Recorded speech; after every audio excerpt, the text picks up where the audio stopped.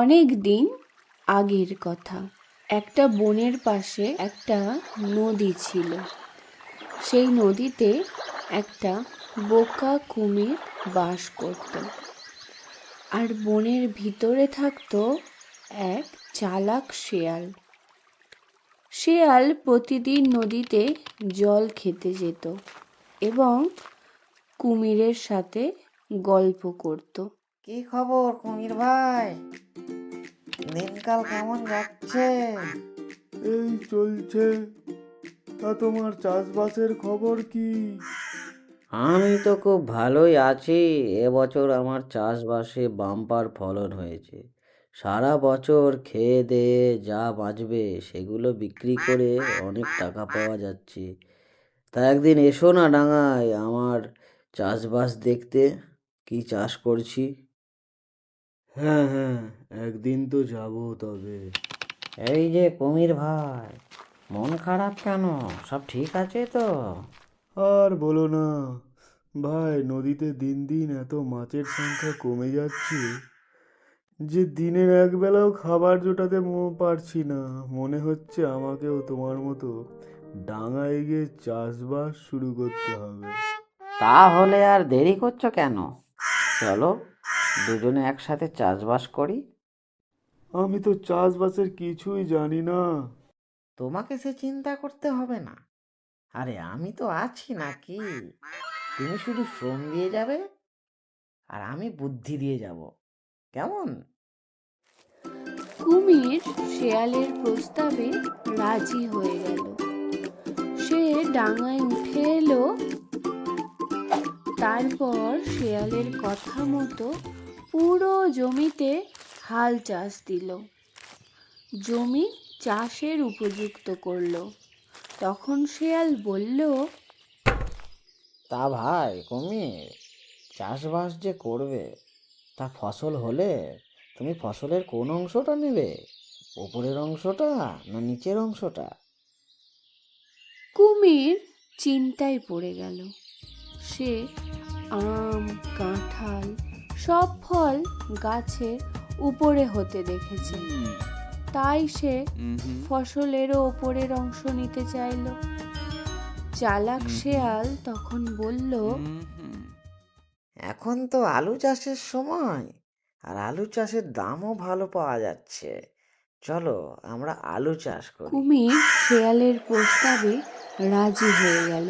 মাথার ঘাম পায়ে ফেলে কঠোর পরিশ্রম করে সে আলু চাষ করলো। কিছুদিন পর যখন ফসল পরিপক্ক হয়ে গেল, তখন কুমির আলু গাছের উপরের অংশ কেটে নিয়ে বাড়ি চলে গেল। বাড়িতে গিয়ে দেখে সেখানে কিছুই নেই। আলুর ফসল যে মাটির নিচেতে হয় কুমিরের জানা ছিল না। চালাকি করে শেয়াল কুমিরকে দিয়ে সব পরিশ্রম করিয়ে নিল, কিন্তু ফল ভোগ করল শেয়াল একাই। এ যাত্রায় কুমির ঠকে গেল। কুমিরের খুব রাগ হলো। সে আবার শেয়ালের সাথে দেখা করলো এবং বলল, চলো আমরা আবার চাষবাস করি, তবে এবার কিন্তু আমি মাটির নিচের অংশটা নেব। শেয়াল কুমিরের কথা শুনে মনে মনে হাসল এবং সে বলল, এখন তো ধানের সিজন, আর দামও ভালো পাওয়া যাচ্ছে। চলো ভাই, এবার আমরা তাহলে ধান চাষ করি। এরপর কুমির আর শেয়াল মিলে ধান চাষ করলো। দেখতে দেখতে ধান গাছগুলো বড় হয়ে গেল এবং একসময় ধান গাছ পেকে গেল। কথা মতো শেয়াল ধান গাছের উপরের অংশগুলো কেটে নিয়ে চলে গেল এবং গোড়াগুলো জমিতে রেখে গেল। কুমির যখন মাটি থেকে ধান গাছের নিচের অংশগুলো টেনে টেনে তুলল, সে দেখল নিচে কিছুই নেই। সে আবার চালাক শেয়ালের কাছে ঠকে গেল এবং সে খুব রেগে গেল। এইবার শেয়ালকে ঠকানোর জন্য আবার চাষ করারই মনস্থির করলো এবং শেয়ালের সঙ্গে দেখা করলো।